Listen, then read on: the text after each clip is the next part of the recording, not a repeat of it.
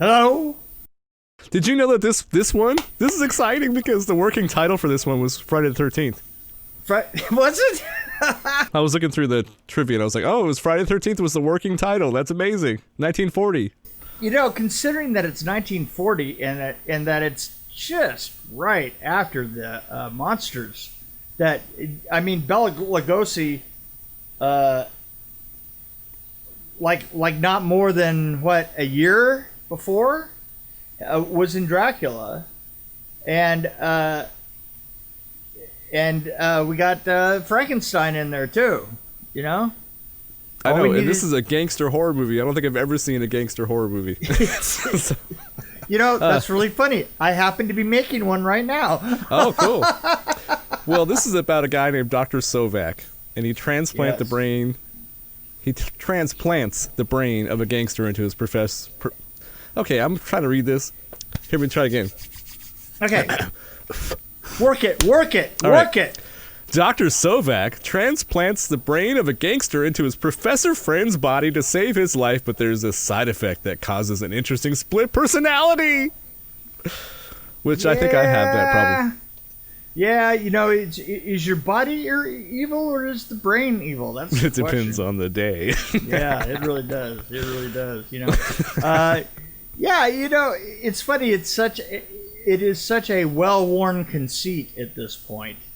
You know, does the question is does the body trap the soul or does the brain have the soul? But what I thought was great is that there was no laboratory or equipment involved. You know, it was like it was very clinical. It was just he just walks over there and go, and the next day the brain's, you know, the guy wakes up and he goes, oh, do I have a new brain? Yeah, it was. Well, this is the problem I had. I'm just gonna get right to it because I had it down on my list a little bit farther. But yeah, if you put someone's brain into somebody else's body in a hotel room, yeah, if you you take somebody's brain and put it into somebody's dying body, right? How do they stay the same person? Wouldn't they be the other person that the brain he took from? You would think. And then what's the difference? But how about body memory? How memory? How about muscle memory? Okay. You know, but then how do you recall memories of your old brain? Listen, you know what? My muscle memory would be this, and this could be directly linked to holding a cup with a double latte. That would be my favorite double latte. So would this have the memory of that double latte? One wonders. I don't know about that. But I mean, he had memories of the dead guy. How does that work? And then the doctor now knows poetry and now he's a gangster? I mean, poetry, I don't know. They didn't really get to this until 49 minutes in. They finally explained that they only used parts of his brain. Well, why did they wait till 49 minutes? But also, you know, the question is did he become a gangster poet or a poet gangster? Poet gangster. You know, you're gonna have to decide for yourself, folks. But boy, it all came down to the bitches in the end, didn't it? Oh yes, absolutely. Always the bitches that are gonna kill you. Or that you're going to kill. Or that you're going to kill, one way or the other. We kind of blew past the fact that this has Boris Karloff and Bela Lugosi. You kind of mentioned it was pointed, it came from the monsters. You know, the monsters part came from the monsters. But they didn't. They were never in the scene together. What's the point? Well, I also have to say is Bela Lugosi had a particularly just fleeting kind of... he just kind of walked on the stage and said a couple of things and then left every time, you know? It was like... But you know what? You have to remember that at this point, Bela Lugosi didn't really speak English. Yeah, actually... I thought, okay, Bela Lugosi... It was pretty bad. It was awful. Really. I mean, he tried. Oh, yeah, he tried, but he didn't come across as a gangster. No, he did. He didn't actually even come across as somebody who knew where he was. Did you know that? Here's another fact. Fun fact. Bela Lugosi was supposed to be the doctor, and Boris Karloff was supposed to be the professor / gangster. But Boris apparently wasn't very convincing as a gangster, so they put Bela Lugosi in that part. Yeah, I can see that. It was kind of wild when I saw that. I'm like, wow, I can even imagine Boris Karloff doing both parts. But the other thing is that Boris Karloff has a really specific look. Yeah, he has a really oddly shaped head. Well, he has an oddly shaped head. He's very tall, and he's not the kind of person that you would ever not notice in a crowd. You know, it's like the gangsters usually always look about the same. You know what I'm saying? You know, there's never just one that's really tall and really looks completely different than everybody else. Right? He's usually the tough guy, right? Yeah, that really doesn't work. You know, I mean, this. I can see why that happened. I mean, Lugosi does have more of just a more blank look. I mean, he did look a little bit like a gangster. Yeah. But when he opened his mouth, he pulled it off better, like reading lines. And I was like, oh, he has a normal voice. Okay, this is cool. Right. And then Bela Lugosi, it was too much Dracula mixed in there, and I was like, maybe this should have been a comedy, and they should have been in character as Dracula and Frankenstein. And the problem was this is Lugosi was at this point phonetically was speaking his lines phonetically. Oh, know? Really? Oh yeah, no. He really, you know, in Dracula, and one of Bela Lugosi's problems as an actor was that he never really, you know, understood English that well. You know, right? I mean, he really had a problem with it. Makes a difference if you don't understand what you're saying. Yeah, you know. Did he have like an assistant like to translate and say, what is my motivation in this scene? Wait, what is my motivation? Like, I can't do his voice. What is my motivation in this scene? You're angry because the guy just took the money. Oh, okay, I'm angry. I just know because I've read up on him several times, and the one thing that I got was that, you know, English was never that easy for him. And that the best that he did on any film was the best that he ever did. Right, yeah. So, but Karloff they're both really interesting characters. I want to learn more about him because I was reading about... I liked this film though overall. I mean, it really had kind of a flippant feel about it, and the production value was really, really nice. I feel like that they got this horrible script and the director was like, well, I'll do my best with it. And they did a pretty good job. Yeah, well... That's how I feel. It seems like they're crammed in that. It was also... They should have just gotten rid of Bela Lugosi and just shot a straight film with other people. Yeah, what was the name of the production company? It was ITC.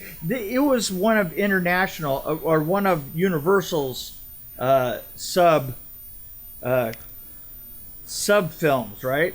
So sub companies.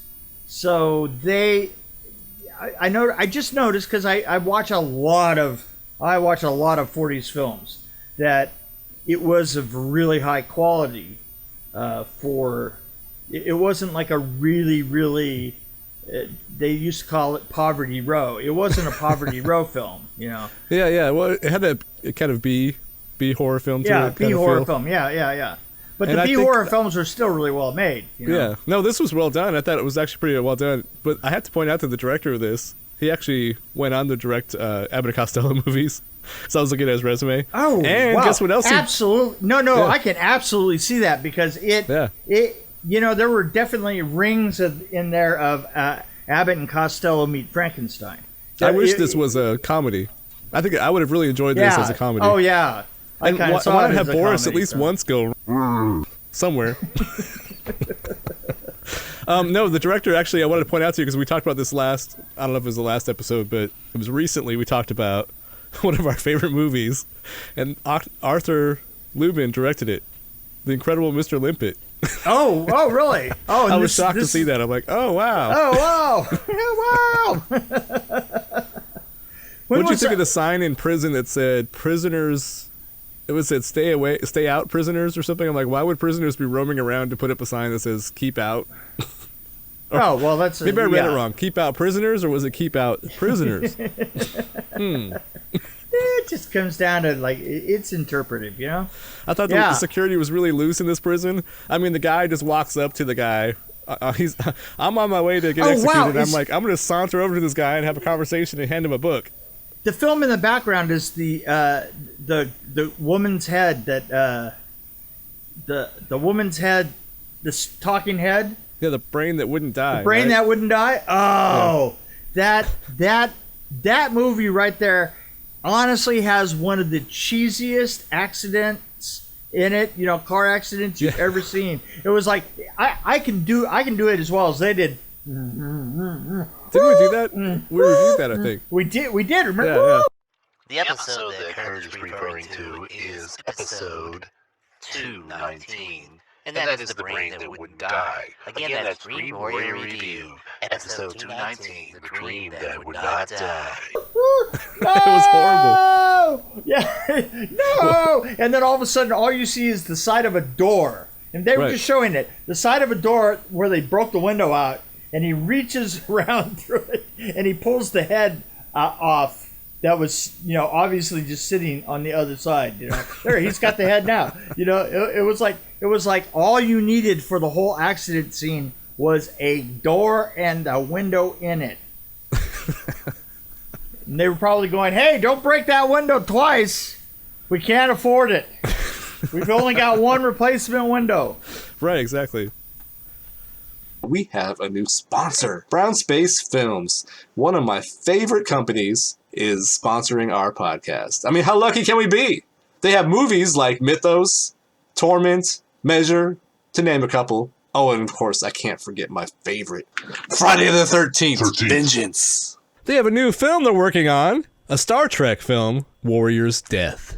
So check it out. Please check out their website, brownspacefilms.com. And of course, you can check them out on Facebook.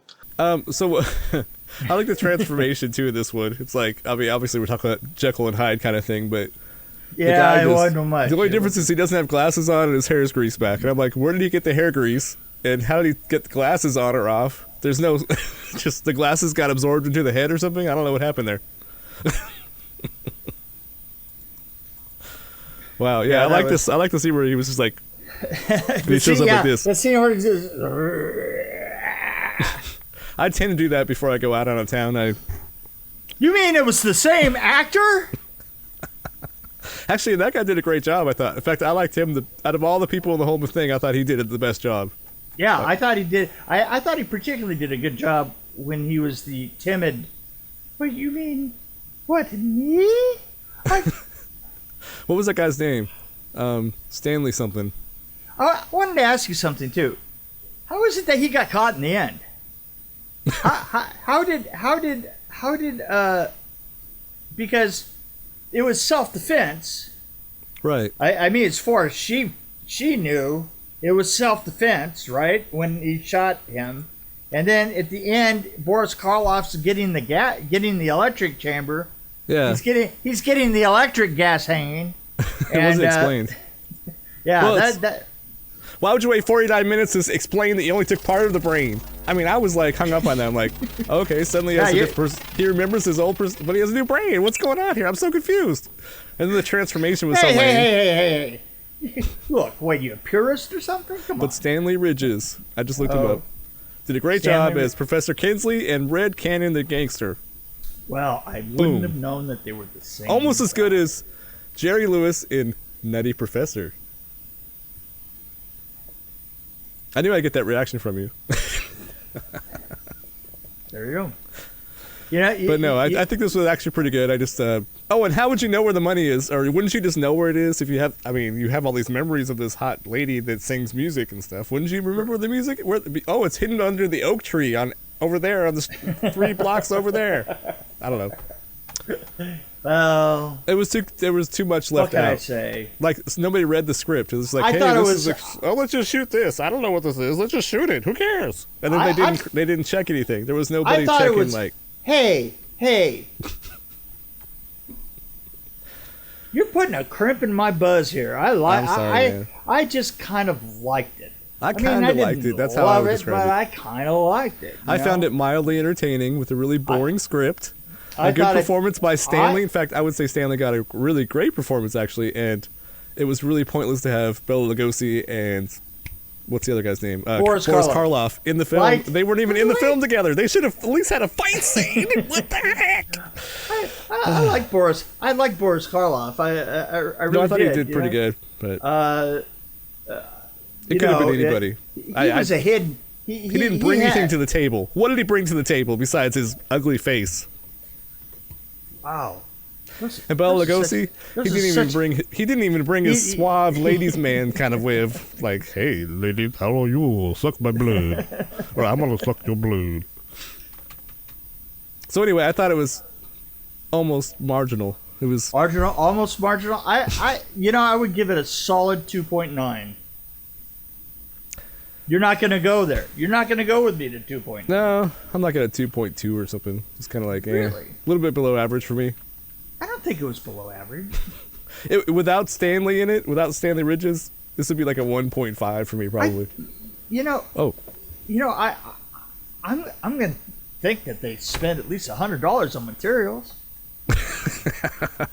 I think they borrowed the materials and then gave it back. Actually, that's a pretty valid point. Okay, is that all listening to me? No. We'll see. Oh, look! Get your head out of the way. You can see the head. See? Get your head out of the way. Oh, it's the woman's head. It's a head. You know what I wondered about that one? Why couldn't they just put a mirror underneath it or something? Just something, right? Yeah. I mean, anything at all that would make that a better than her just sitting underneath there, right? Oh, I agree. Yeah. They probably had a tube coming out of there. Probably one of those tubes is where she's peeing out of. See, that movie I liked more. I think I gave that. I don't remember what I gave it, but I know it was higher than 2.2. It was actually a pretty good film. I'd say watch that, and this one just kind of maybe watch if Mystery Science Theater did this one. Watch this one. It was a commanding presence for just a head in the middle of a room, Yeah. and you notice, if you're noticing back there, that what I said at the time is that that's all you ever look at through the whole film is that head, and in this case it's replaced by your head. So I think that's very telling. I think people have actually referred to my brain as the brain that wouldn't die in some cases. Yeah. I don't know if that's a compliment or not. Yeah, that's what they say. That's what they say. Yeah. It's like, she's so smart. Why won't he just stop it? Oh, sure. Oh, sure. Well, that's my other personality that I'm talking about. The smarter one. Are we done with this thing yet? Yeah, I think we're done. I think it's dead. I think it's dead. I mean, at the moment, the most interesting thing is what's going on behind me. It's peeking at the little head that peeps I know we should just sit here and watch it. Yeah. Let's see. Yeah, really. Oh, look There's at no that. audio though. There you go. Okay. Oh well. Bye, everybody. Goodbye. See, I do a really good Bela Lugosi. I'm just saying. Goodbye. I mean, do you see my range of acting now? Are you getting it now? I have a range.